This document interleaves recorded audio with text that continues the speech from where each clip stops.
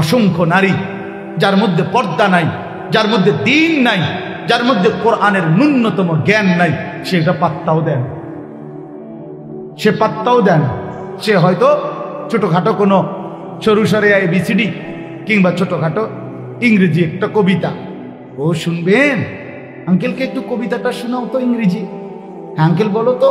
Uncle বলে, 2 little black birds sitting on a wall, one called Peter, one called Paul। অসাধারণ কবিতা, uncle অসাধারণ কবিতা পড়ছে। এত ছোট বাচ্চা এত সুন্দর কবিতা বলতে জানে, ভাবি কি শিখাইলেন? আরেক বেড়ি তাই মানে, আরেক বেড়ি এ বেড়িরে কি দেয়? টাইল দিছে। আল্লাহ আল্লাহ আল্লাহ, কি শিখাইলেন এত চমৎকার। অর্থটা কি? বাচ্চাটা কি শিখলো? বাচ্চাটা শিখলো 2টা কাউয়া একটা ওয়ালের মধ্যে বসছে। এইটার অর্থ তো এইটাই। কি নাম সব বলেন? 2 little black birds, 2টা ছোট ছোট কাউয়া। কাউয়া আবার ছোট সাইজের কাউয়া। লিটল মানে ছোট না, তো 2 little black birds, 2টা কাউয়া সিটিং অন এ ওয়াল, একটা ওয়ালে বসছে। বাচ্চা শিখছে। কাউয়া ওয়ালে বসলে কিংবা টিনের সালে বসলে বাচ্চার গীতা, বাচ্চার লগে কাউয়ার সম্পর্ক কি? কাউয়ার লগে বাচ্চার কি বলেন? আচ্ছা, ওয়ান কল্ড পিটার, হাইসা উড়াই দিয়েন না। ওয়ান কল্ড পল, সরাসরি খ্রিস্টান বেঈমানদের নাম হলো পিটার এবং পল। এটা ইমানদারের নাম হইতে পারে না, মুসলমানের বাচ্চার নাম হইতে পারে না, মুসলমানের শিক্ষা হইতে পারে না। এ তো ইহুদির শিক্ষা, এ তো খ্রিস্টানের শিক্ষা হইতে পারে। পিটার এবং পল এটা খ্রিস্টানদের নাম। সেন্ট পল খ্রিস্টানদের প্রধান ধর্মগুরুর নাম হলো। আজকে খ্রিস্টানরা যেই বাইবেল পড়ে এটা ঈসা নবীর বাইবেল না। খ্রিস্টানরা যেই ইনজিল যেটা তারা বলে এটা ঈসা আলাইহিস সালামের উপরে নাজিলকৃত কিতাব না। এটার নাম, এটার কোনো নিশানাও তাদের কাছে নাই। ঈসা আলাইহিস সালামের আসমানে তুলে নেওয়ার শত শত বৎসর পরে তাদের একজন ধর্মগুরু সেন্ট পল নামে সর্বপ্রথম মানুষের মুখ থেকে সংগ্রহ করে করে বানোয়াটি জোড়াতালি মিলাইয়া একটা ধর্মগ্রন্থ রূপ দিছে। এইটাই বাইবেল, এটা বাইবেল। আজকের পৃথিবীর চ্যালেঞ্জ করলাম মিয়া, আজকের গোটা ইউরোপের ওই ইহুদি খ্রিস্টানদের কাছে যারা পৃথিবীটাকে সবক দেয়, উন্নত শিক্ষার সবক দেয়, যারা উচ্চ শিক্ষার স্লোগান শোনায়, যারা সবাইকে উন্নত কিছু বলে, তাদের কাছে নিজেদের ধর্মগ্রন্থের আসমানি কোনো নিখুঁত কপি, আল্লাহর কসম, রব্বে কাবার কসম, কোথাও নাই, কোথাও নাই। কোনো জাদুঘরেও নাই, মাটির তলেও নাই, চাঁদের দেশেও নাই, বঙ্গোপসাগরের তলেও নাই, আটলান্টিক মহাসাগরের নিচেও নাই। খ্রিস্টানদের কাছে আসমানি কোনো কিতাব নাই, ইহুদি বেঈমানদের কাছে আসমানি কোনো কিতাব নাই। যেটা তারা পড়ে, যেটা দিয়া তারা শুনে, এটা মিথ্যা, এটা বানোয়াট, এটা তাদের স্বরচিত ছাড়া। স্বরচিত, এটা বানোয়াট। যার কাছে তাদের মালিকের পরিচয় নাই, যার কাছে তাদের নবীর পরিচয় নাই, সে আমাগো মুসলমানের সন্তান, তার থেকেই পৃথিবীর সব সবক শিখে। ভদ্রতাও শিখে বেঈমান থেকে, আখলাকও শিখে বেঈমান থেকে, ডিজাইনও শিখে বেঈমান থেকে, পড়ালেখাও শিখে বেঈমান থেকে, থিওরিও শিখে বেঈমান থেকে। এরপরে যাচাই করে কোরআন শরীফকে বিজ্ঞানের সাথে মিলে কিনা। বেটা, বিজ্ঞানের সাথে কোরআন মিলবে কেন? কোরআনের সাথে না বিজ্ঞান মিলবে না? বিজ্ঞানের সাথে, সমাজের সাথে, তোর ওই দুনিয়ার পদার্থ বিজ্ঞানী, জীববিজ্ঞানী, রসায়ন বিজ্ঞানীর সাথে, কোনো মানুষের সাথে, কোনো মানুষের বক্তব্যের সাথে আল্লাহর কালাম মিলানো, এটা তো কুফরি। কুফরি ছাড়া আর কিচ্ছু হইতে পারে না। আল্লাহর কোরআন যাচাই হবে কার দ্বারা? বিজ্ঞান। তাহলে বোঝা গেল মানুষের কথার দ্বারা সিদ্ধান্ত হবে আল্লাহর কথা সঠিক কিনা। মনে হয় তো কি বলেন আমার, নয়তো কি? যে এটা বিজ্ঞানের সাথে মিলছে মানে কি? মানে বোঝা গেল যেহেতু এখন এটা বিজ্ঞানের সাথে মিলছে কোরআনের এই তথ্যটা, এই কারণে কোরআন সঠিক। ভাই বলেন না, আমার কথা বলেন, এই কারণে কোরআন সঠিক। তাহলে কি বোঝা গেল? যে মানুষের কথা, বিজ্ঞানের সমস্ত থিওরি মানুষের কিনা। বলেন না, মানুষের কিনা। তাহলে বোঝা গেল মানুষের থিওরির সাথে যদি কোরআন মিলে তাহলে সঠিক কোরআন নাকি? তাইলে কোরআনের সাথে মিলাইতে হবে। কোরআন যদি বলে এটা সঠিক তাইলে তোর বিজ্ঞান সঠিক। কোরআন যদি বলে বিজ্ঞানের এই তথ্যের সাথে কোরআনের যদি মিল না হয় তোর বিজ্ঞান ভুয়া। ভুয়া বেটা, ভুল থিওরি, ভুল থিওরি। পৃথিবীর গবেষকদের থিওরি ভুল হয়, রবের কালাম ভুল হয় না। লা ইয়াতিহিল বাতিলু মিন বাইনি ইয়াদাইহি ওয়ালা মিন খালফি। আল্লাহ বলছে আমি ওয়াদা দিলাম এই কোরআনের মধ্যে সামনের দিকে পেছনের দিকে কোনো দিক থেকে কোনো বাতিল, কোনো ভ্রান্ত কথা এক জাররা আসবে না। এটা একদম বুলেট থেকে প্রুফ করা। ওই যে water proof, bullet proof, fire proof, এটা বুঝেননি কিতা? ওয়াটার প্রুফ মানে কিতা? এটা পানিতে ভিজবে না এই আর কি না। এটা যখন লেমিনেটিং করে তখন আর এটা ওয়াটার প্রুফ হয়ে যায়, অর্থাৎ এটার মধ্যে আর কি লাগে না, পানি লাগে। ফায়ার প্রুফ মানে আগুন লাগলে এটা কি হয় না, পড়ে না। বুলেট প্রুফ মানে গাড়ির ওই যে গ্লাসের মধ্যে গুলি করলেও আর ওই গ্লাস কি হয় না, ভাঙ্গে না, অর্থাৎ এটা বুলেট প্রুফ গাড়ি। ঠিক কি না বলেন? তো আল্লাহ তাআলা বলেন এই কোরআনকে ইসরাফিলের ফু পর্যন্ত ভুল থেকে প্রুফ করে আমি আল্লাহ নাজিল করেছি। এখানে কখনোই ভুল ঢুকবে না, কখনোই। তোর বাপেও পারবে না, তোর 14 গোষ্ঠীও পারবে না, তোর বিজ্ঞানীর আব্বাও পারবে না এখানে কোনো। বরং বিজ্ঞানের মধ্যে ভুল আছে, গবেষকদের থিওরিতে ভুল আছে। ম্যালথাসের থিওরি ভুল, পপুলেশন থিওরি এটা একেবারে গাঁজাখুরি থিওরি, গাঁজাখুরি থিওরি। আমি বললাম বর্তমান আধুনিক গবেষণা এটা প্রমাণ করছে যে ম্যালথাস যে বলছে জনসংখ্যা, পপুলেশন সমস্যা না, সমস্যা না। পৃথিবীর কোনো দেশে জনসংখ্যা কোনো সমস্যা না। মায়ের কোলের ছোট্ট বাচ্চা সমস্যা হইতে পারে না, চোর ডাকাত সমস্যা, সিটার বাটফার সমস্যা, সমস্যা হলো সুদখোর, সমস্যা হলো ঘুষখোর, সমস্যা হলো দুর্নীতিবাজ, রাষ্ট্রে গিল্লা খায় যারা, সমাজরে গিল্লা খায়, ওই সমস্যা। বেডিরে বড়ি না খাবাইয়া 30টা বড়ি প্রতিদিন একটা করে ট্যাবলেট মেয়ে এই জন্ম নিয়ন্ত্রণ বড়ি তারে খাওয়ানো দরকারি, বাট পারলে যাতে শেষ হয়ে যায় পৃথিবী। কথা বুঝছেন? আর আরে বড়ি খাওয়ানো উচিত। এই পৃথিবী মায়ের কোলের বাচ্চা কেন সমস্যা হবে বলেন? কথা বলেন, ইনসাফ কি বলেন? মায়ের কোলের মাসুম বাচ্চা যার পবিত্র হাসি, আল্লাহর কসম আমি তো সবসময় বলি আমার ছোট্ট মেয়ে আছে, ওই যখন হাসে আমার কাছে মনে হয় গোটা পৃথিবী হাসে, জগৎ হাসে। আমার বাচ্চা হাসলে পৃথিবী হাসে। এর চাইতে চমৎকার কি হতে পারে? এক বাচ্চার হাসির চাইতে পবিত্র হাসি, চমৎকার জিনিস, সৌন্দর্য পৃথিবীর কি ভাইয়া? সে কেন পৃথিবীর সমস্যা হবে? কথা বলে।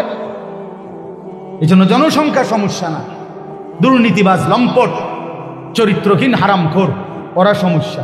ইঞ্জেকশন দিলে অগর ইঞ্জেকশন দেওয়া উচিত, তাতে তে মরিয়া তারে বড়ি খাবাইয়া মারে লন্দর। হ্যাঁ, সিটার বাটপার মারে লন্দর। এই জন্য দয়া করে আমরা অনুরোধ করলাম আপনাদের কাছে, আমার রাত গভীরে বিনীত অনুরোধ, প্রিয় ভাই, আলহামদুলিল্লাহ আমরাও জেনারেল লাইনে পড়ছি। জেনারেল লাইন বাদ দিতে বলি নাই, বাংলা, অঙ্ক, ইংরেজি বাদ এটা বলি নাই, নাউজুবিল্লাহ এটা বলি নাই, আমরা কখনো বলি না। আমরা আমাদের কওমি মাদ্রাসা তো আলহামদুলিল্লাহ প্রয়োজন পরিমাণ আছে, অবশ্যই আপনি গিয়ে দেখেন প্রতিটা কওমি মাদ্রাসায় আছে প্রয়োজন পরিমাণ বাংলা, অঙ্ক, ইংরেজি আছে। আমরাও জেনারেল লাইনে, আমি কুমিল্লা ভিক্টোরিয়া কলেজ থেকে মাস্টার্স পাস করছি আলহামদুলিল্লাহ, জাতীয় বিশ্ববিদ্যালয়ে 7 নম্বর স্ট্যান্ড করছি মাস্টার্স। তো এই জন্য বললাম সায়েন্স বিজ্ঞান বিভাগ থেকে এসএসসি দাখিল পাস করছি বিজ্ঞান থেকে, অতএব এগুলো পড়ছি আমি। আমার বলার উদ্দেশ্য হইল এই আধুনিক এই জ্ঞানের মধ্যে ভুল আছে, ভালোও আছে। সবটা ভুল আমি একতরফা বলছি কিনা বলেন না, মানে ভুল আছে, ভুল আছে। ডারউইনের বিবর্তনবাদ ভুল থিওরি, এটা বস্তা ফসা থিওরি। অসংখ্য আমাদের যেই সিলেবাস নিয়ে বিগত ফ্যাসিস্টের আমলে যেটা নিয়ে সারা দেশের মানুষ তোলপাড় করছিল মনে নাই? অসংখ্য ইমান বিদ্বেষী, ইসলাম বিদ্বেষী, সমাজ বিদ্বেষী, মানবতা বিধ্বংসী কথা আপনার এই সিলেবাসের মধ্যে জেনারেল শিক্ষার বইগুলোর মধ্যে ঢুকাইছিল। আর যদি 10টা বছর জালেম সময় পাইতো তো এই দেশ আপাতমস্তক নতুন প্রজন্ম নাস্তিক হয়ে যাইতো, নাস্তিক হয়ে যাইতো। আসমানওয়ালা দয়া করে এই মাটিকে পবিত্র করে দিছে আলহামদুলিল্লাহ। 5ই আগস্টের জালেম পলাইছে। এজন্য জালেম একদিন একদিন পলাই। 8ই ডিসেম্বরও সিরিয়ার আরেক জালেম বাশার আল আসাদ পলাইছে। এই জন্য 2 উইকেট 2024 সালে পড়ছে। ইনশাআল্লাহ দোয়া করেন 25 সালে আরো উইকেট পড়বে। বোলিং চলতে আছে। বোলিং কি? বোলিং বন্ধ হয়েছে না, বোলিং চলছে কররা। উইকেট পড়ে যাবো ইনশাআল্লাহ। আরো কিছুক্ষণ বোলিং করতে পারি। প্রতি বলে তো আর উইকেট পড়ে না, কথা বোঝেন না কথা। প্রত্যেক বলে কি আর উইকেট পড়েনি, তা আরো কতক্ষণ বোলিং করবে, আরো উইকেট পড়বে ইনশাআল্লাহ। ইসরায়েলের কুত্তা ওই প্রধানমন্ত্রী নেতানিয়াহুর উইকেটটাও পড়ে যাবে ইনশাআল্লাহ। কোটি কোটি মিলিয়ন ডলার খরচ করে ইসরায়েলের ওই বেঈমানদেরকে সহযোগিতা করে, যেই বেঈমান দিনের পর দিন ফিলিস্তিনের গাজায় আগুন লাগাইছিল, রব বলেন আমি একদিনের জন্য, শুধু একদিনে তোদের একটা স্টেট পুরা চালায় দিলাম। যা, পৃথিবীর সবচেয়ে বড় অসভ্যতা, পৃথিবীর সবচেয়ে বড় নষ্টামি, পৃথিবীর সবচেয়ে বেশি যৌনতা, নোংরামি, অশ্লীলতার জন্য খ্যাত যে লস অ্যাঞ্জেলস, হলিউড, পৃথিবীর সবচেয়ে বেশি উলঙ্গতা, বেহায়াপনা, যেখানে আল্লাহর গজব লাগছে, সেখানে আল্লাহর গজব লাগছে। মালিক বলছে দিলাম আগুন লাগায়, এবার নিবা, এবার নিবা। শোনেন নাই এটা? হ্যাঁ, পুরা ক্যালিফোর্নিয়া আমেরিকার চলে ছাই হয়ে গেছে, ছাই হয়ে গেছে। হাজার হাজার কোটি কোটি মিলিয়ন ডলারের মালিক আজকে রাস্তার ফকির কুকুরের মতো দৌড়াইতেছে। মালিক ছাড় দেয়, ছেড়ে দেয় না।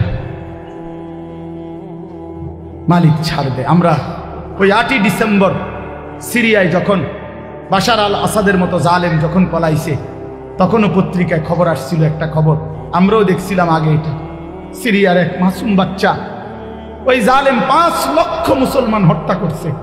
5 লাখ। এক ছোট্ট মাসুম মেয়ে বুলেটের আঘাতে যখন ঝাঁঝরা হয়ে গেছিল, রক্তাক্ত অবস্থায় মৃত্যুর মুহূর্তে, এই সিরিয়ার এক মাসুম মেয়ে বলছিল, আমি চলে যাচ্ছি, আমি আল্লাহকে গিয়ে বলবো, আমি আল্লাহকে বলবো।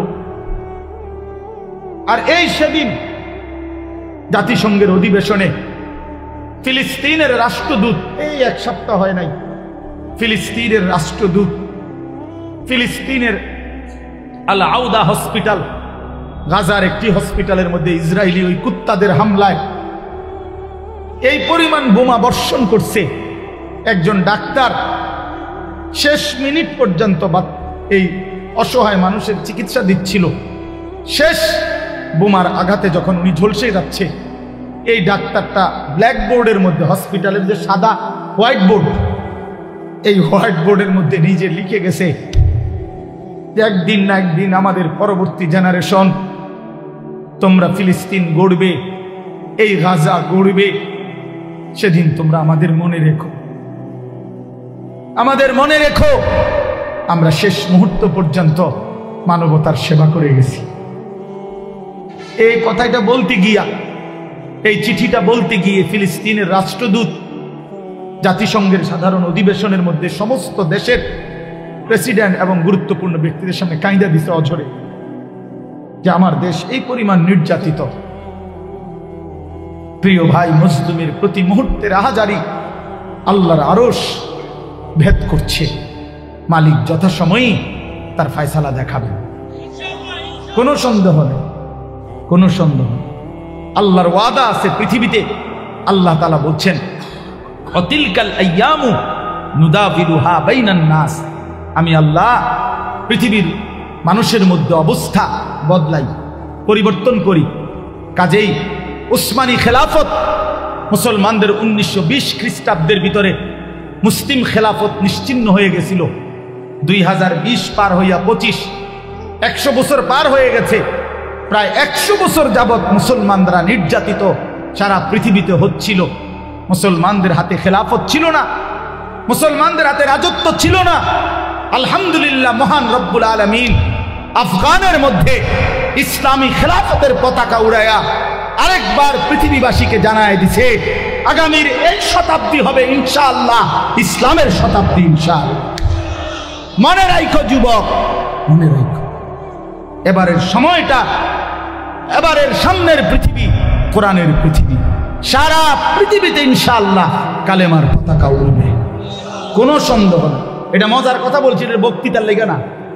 এবার গোট দিলেই মানে 100 বছর হয়ে গেছে, তো আমরা নির্যাতিত, তো আল্লাহ বলছে এটা আল্লাহর ওয়াদা, আল্লাহ অবস্থার পরিবর্তন করে। এবার গোট দিলেই ইসলামের বিজয় ইনশাআল্লাহ, কালেমার বিজয় ইনশাআল্লাহ, ইনশাআল্লাহ। হ্যাঁ হ্যাঁ, কোনো সন্দেহ নেই। সারা পৃথিবীতে মজলুম জেগে উঠতেছে, জালেম ভাগতেছে, জালেম জুলুমবাজ পলাইবে। এটাই সত্য, এটাই সত্য। এই জন্য দয়া করে আমি নতুন এই বর্তমান প্রজন্মের ভাই তোমরা যারা আছো, প্রিয় বন্ধু, আমার অনুরোধ রইল, আমি হাত জোড় করে বললাম, নওজোয়ান, রাত অনেক হয়েছে, এই জন্য আমি অনুরোধ করছি তোমরা নষ্ট হইও না ভাই। আগামীর সময়টা ইসলামের। সংবং এই সারাদিন বেডি সাউন্ড আর মোবাইল সাউন্ড, নারী দেখা, নর্তকী দেখা, উলঙ্গ ছবি দেখা, আর একটা ওয়াক্ত নামাজ না পড়া। মনে রাখো বন্ধু, এত ফালতু মানুষ দিয়া আগামীর পৃথিবীতে বুটও বেচত না, তোমারে দিয়া কামলাও রাখতো না। মনে রাখো, আমি বললাম, আমরা বললাম ইনশাআল্লাহ আগামীর পৃথিবী ইসলামের পৃথিবী। আপনারা একটা জিনিস শুধু আমার বাংলাদেশটার দিকে একটা দিন তাকায় দেখেন, ইনসাফের সাথে তাকান। যেই কোনো গলিতে ঢোকেন, গ্রাম, পাড়া, মহল্লা, শহর, বন্দর, সিটি, রাজধানী, যেখানে গলিতে গলিতে আলহামদুলিল্লাহ মাদ্রাসা। ঘটনাটা কি? এত মাদ্রাসা কা? দুই একজন পণ্ডিত তো কয় এতটি মাদ্রাসা কা সারি বলে না? আমিও তো কই বেটা, তোর আগে আমিও তো জিঙ্গাই এতটিকা মাদ্রাসা। তা আমারও প্রশ্ন, মাদ্রাসা এতটিকা?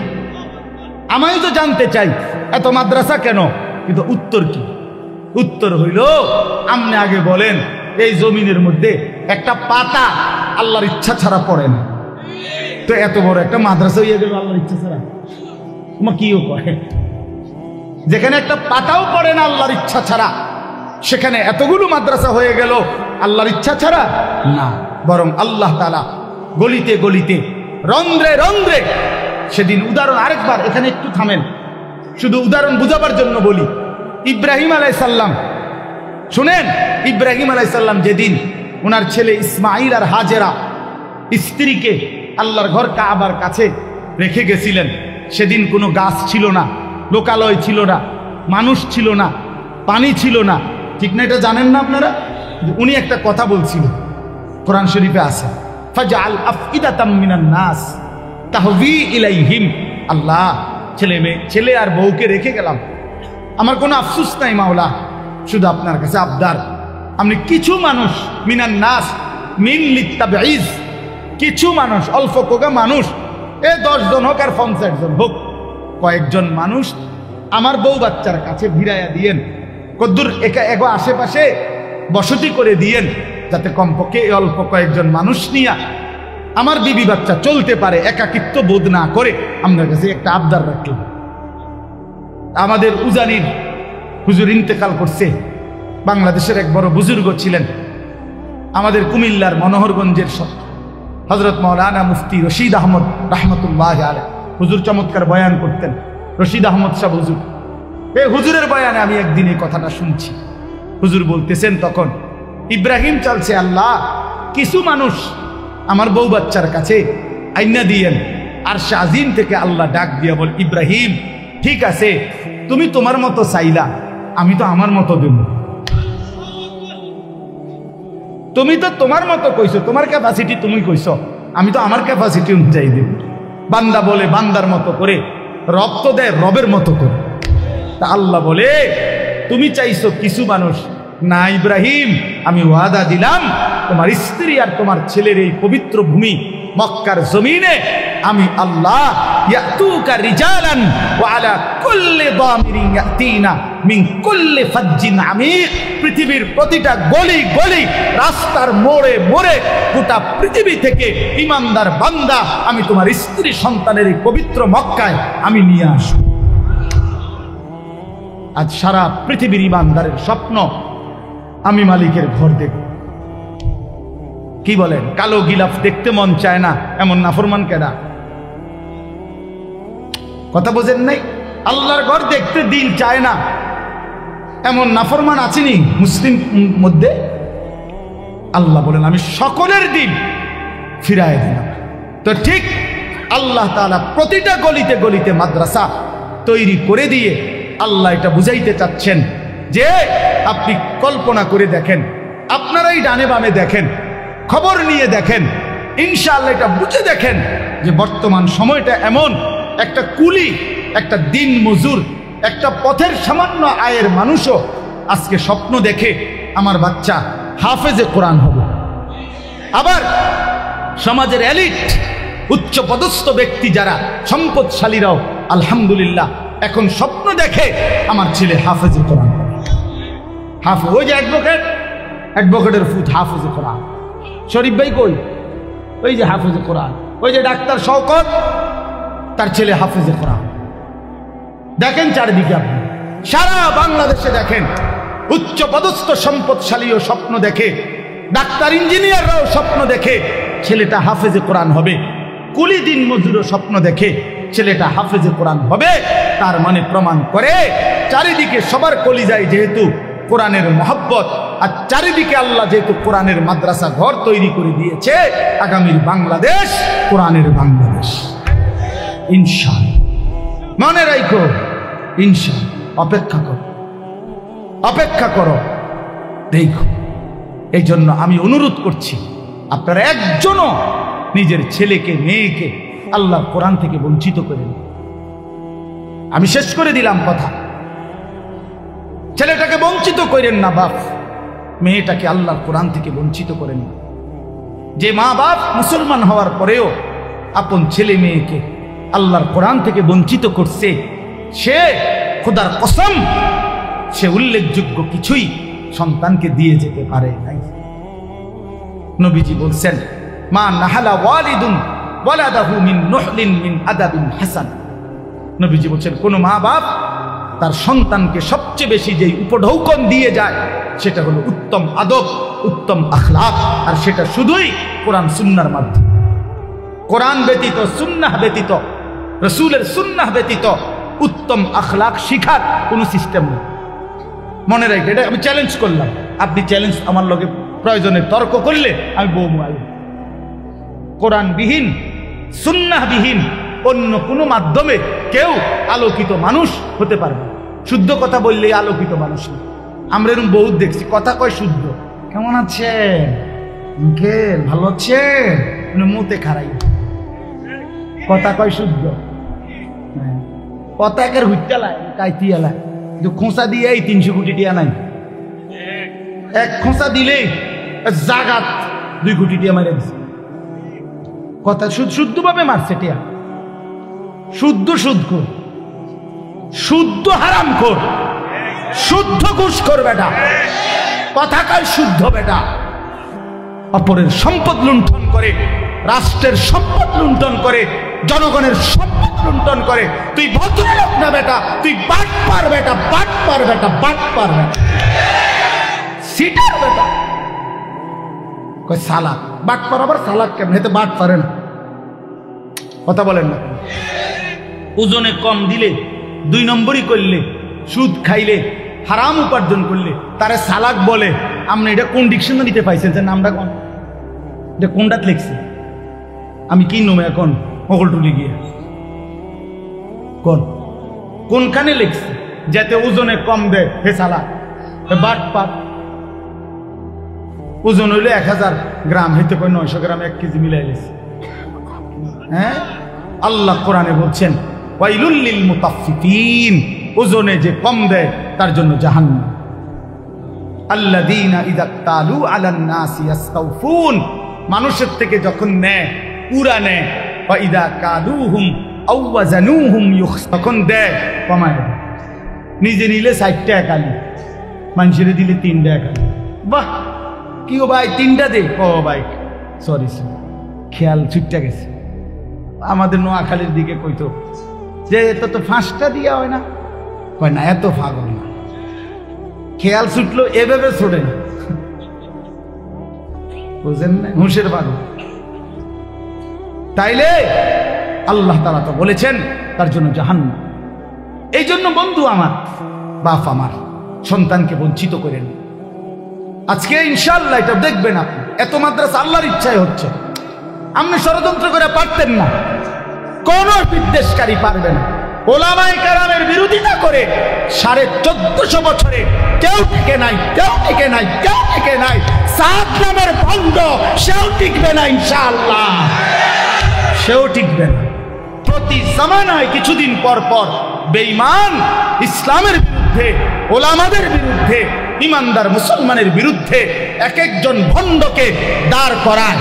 ইতিপূর্বে বহুত দাঁড় করাইছে। এই উপমহাদেশে কোন ভণ্ড ওলামায়ে কেরামের বিরোধিতা করে টিকে নাই। সাদ নামের ভণ্ড, প্রতারক, মুনাফিক সেও টিকবে না ইনশাআল্লাহ, সেও টিকবে। বিজয় ইমানদারের হবে। সাদ ভণ্ড, সাদের আকীদা কোরআন সুন্নাহ বিরোধী আকীদা। তাবলীগে কোনো গন্ডগোল নাই। তাবলীগের মধ্যে ডাকাত ঢুকছে, ডাকাত তোরাইবার জন্য উলামায়ে কেরাম বিক্ষোভ করছে। তাবলীগেই আছে। ইজতেমা বিশ্ব ইজতেমা 31শে জানুয়ারি। কয় তারিখ বলেন? 1 ফেব্রুয়ারি। কয় তারিখ বলেন? 2 ফেব্রুয়ারি। বলেন কয় তারিখ? 31শে জানুয়ারি, 1 ফেব্রুয়ারি, 2 ফেব্রুয়ারি বিশ্ব ইজতেমা। জোহরের জামাত 1:30-এ। জামাত না পাইলে 1:45 বাজে কেউ যদি আইয়ে হেঁটে বারিন্দাত বা অন্য কোথাও জামাত করতেও পারে, সেটা তার বিষয়। কেন? যেহেতু 1:30টার জামাত সে পাইছে না। এই জন্য 31 তারিখের ইজতেমা যদি কেউ না পায়, তাহলে পরে যদি কেউ কোথাও একত্র হয়, এটা 1:45টার জামাত, এটা কোনো জোহরের জামাত না। জোহরের জামাত তো হইছে 1:30টার সময়। জোহরের নামাজের জামাত তো হয়েছে মিয়া, 1:15-তে জামাত হয়েছে না। অনেক আবার কিতা এইটা মানুষে দেখলেই কইব 1:45-টারে কি ওইটা কিতা? ও ভাই এরা জামাত পাইছে, এটা বলবে কিনা বলেন না? এই জন্য এরপরে যদি কেউ একত্র হয়, এটার ইজতেমা থাকবে না, এটা জামাত পাইছে না দেখি। হ্যাঁ, এটা জামাত পাই নাই দেখি। এই জন্য এটা গায়ের জোরের কথা না, এটা ইনসাফের। আমাদের কারোর সাথে, সাদের সাথে, সাদ আমার ভাত কাইরা নেয় নাই, সাদ আমার ঘর কাইরা নেয় নাই, আমার কোনো ক্ষতি ব্যক্তিগত করে নাই, কিন্তু সে ঈমান ইসলামের বিরুদ্ধে দাঁড়াইছে, তাকে বেঈমান এজেন্ট হিসাবে নিয়োগ দিছে। এজন্য এটা বুঝতে হবে মুসলমান। ওলামায়ে কেরাম, এই লক্ষ লক্ষ ওলামায়ে কেরাম, মনে করেন সারা বাংলাদেশের 5 লক্ষ ওলামায়ে কেরাম মিথ্যা বলতে পারে না, একজন ব্যক্তি মিথ্যা বলতে পারে। এত লক্ষ ওলামায়ে কেরামের ফয়সালা ভুল হইতে পারে। এটা আমাদের হাদিসের একটা ভাষা আছে, মুতাওয়াতির হাদিসের সংজ্ঞার মধ্যে আছে। অধিক সংখ্যক বর্ণনাকারী হলে এই ব্যাপারে এটাকে মুতাওয়াতির বলে। অর্থ হইল এত বেশি সংখ্যক হাদিসটা বর্ণনা করছে যাদের মিথ্যার উপরে একমত হওয়া অসম্ভব, অযৌক্তিক।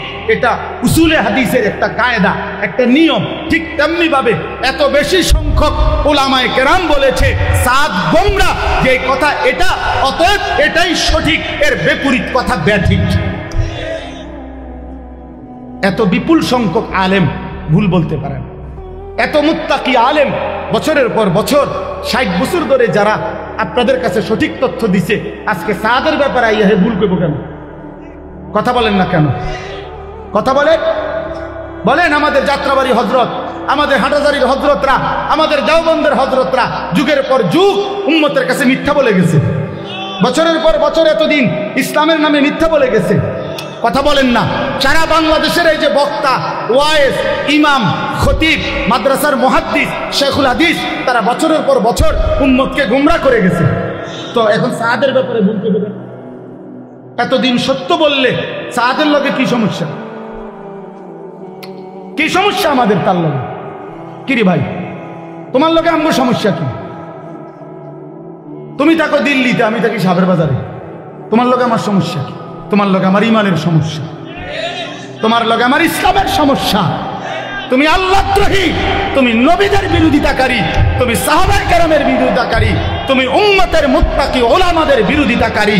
অতএব অচিরেই পৃথিবীর ইতিহাসে গাদ্দারদের তালিকায় তোমার নামও উঠবে, মনে রাখো। কোনো সন্দেহ নেই, কোনো সন্দেহ নেই, কোনো সন্দেহ নেই। ইনশাআল্লাহ, ইনশাআল্লাহ। কয়জন রে মারবে? টঙ্গীর ইস্তেমার ময়দানে রাত্রিবেলা অন্ধকারের মধ্যে ইমানদারকে হত্যা করা, শহীদ করা, অন্ধকারে আক্রমণ করা, এটা মুনাফিকের স্বভাব। এটা সরাসরি কিতাবে আছে, ইতিহাসে। আব্দুল্লাহ ইবনে সাবা পৃথিবী বিখ্যাত ইতিহাস খ্যাত একজন মুনাফিক ছিল। এই মুনাফিকের অনুসারীরা, সাবাই গোষ্ঠী মুনাফিক, তারা ইমানদারদেরকে, এটা পৃথিবীর ইতিহাসে আছে, ইসলামের ইতিহাসে আমি দেখাইতে পারব, রাতের অন্ধকারে ইমানদার মুসলমানকে হত্যা করত। এরা মুনাফিক, এরা মুনাফিক। অতএব তুমি কয়জন? ঠিক আছে, আমার জান নিয়ে নিবা, নিয়ে নিও, কোনো অসুবিধা নেই। ইমানদারের রক্ত ঝরলে জান্নাত, কোনো সমস্যা নেই, কোনো সমস্যা নেই। কিন্তু বাংলাদেশের এই পবিত্র জমিন ওলামায়ে কেরামের জমিন, এখানে কোরআনের জমিন, এখানে কোনো ভণ্ড প্রতারক, এখানে ইসকন লিগও টিকবে না, সাত লিগও টিকবে না। সোজা ইসকনের গুন্ডারাও, আপনার হিন্দু সন্ত্রাসী যারা, তারাও এই দেশে থাকতে পারবে না, সাদের অনুসারীরাও এই দেশে টিকবে না। ইনশাআল্লাহ, ইনশাআল্লাহ। মনে রাখি, মনে রাখ, কিছুদিন কষ্ট দিবে, অল্প কয়দিন, সব ফিতনায় কিছুদিন কষ্ট দিছে, এরপরে ঠান্ডা হয়ে গেছে। সংখ্যালঘু হিসাবে চিপা চাপা কোনাকানির মধ্যে পড়ে গেছে। হ্যাঁ হ্যাঁ। অতএব ওলামায়ে কেরাম উম্মতের পাহারাদার। বলেন আলহামদুলিল্লাহ।